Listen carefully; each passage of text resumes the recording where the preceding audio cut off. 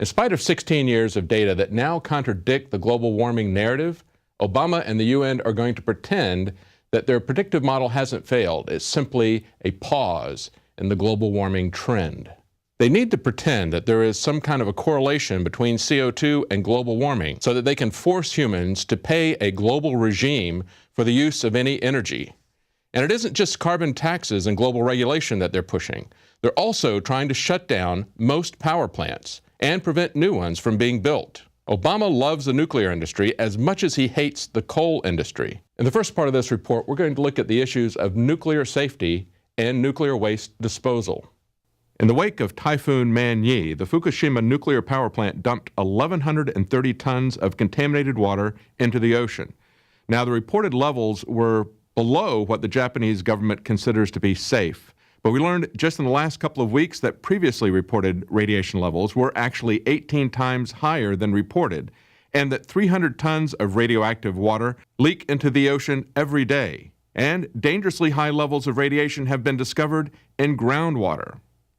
The highly radioactive groundwater contamination is due to leaking storage vessels that are holding the water that was used in the original disaster. Maintaining the ice wall will use enough energy to power thousands of homes, even if it works. Spent reactor fuel, containing roughly 85 times more long-lived radioactivity than was released at Chernobyl, still sits in pools that are vulnerable to earthquakes. Several of these pools are 100 feet above ground.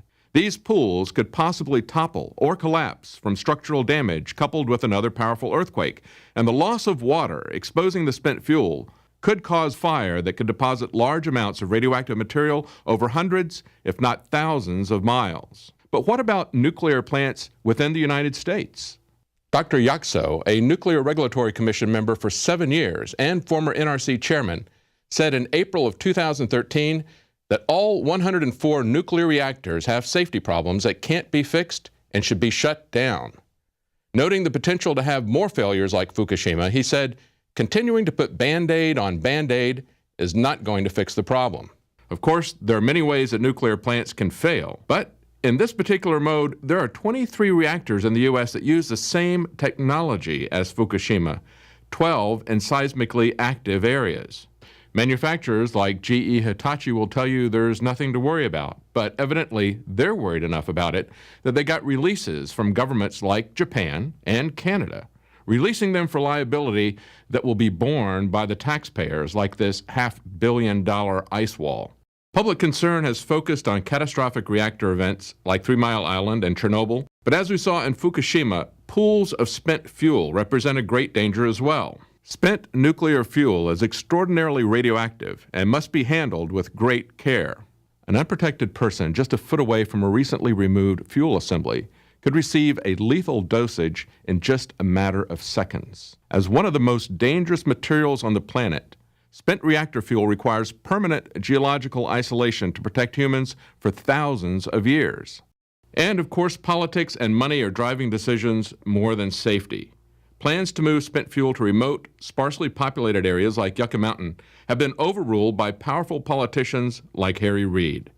As a result, the largest storage pools in the country are located in a heavily populated area at a reactor complex, Sharon-Harris, just outside Raleigh, North Carolina, transported from other reactors by rail through high population centers on the East Coast. Scientists at MIT and Princeton warned that spent fuel recently discharged from a reactor could heat up relatively rapidly and catch fire. The fire could spread to older fuel, and the long-term contamination consequences of such an event could be significantly worse than Chernobyl. In part 2 of this report, we'll look at the health and economic cost involved in decommissioning old nuclear power plants.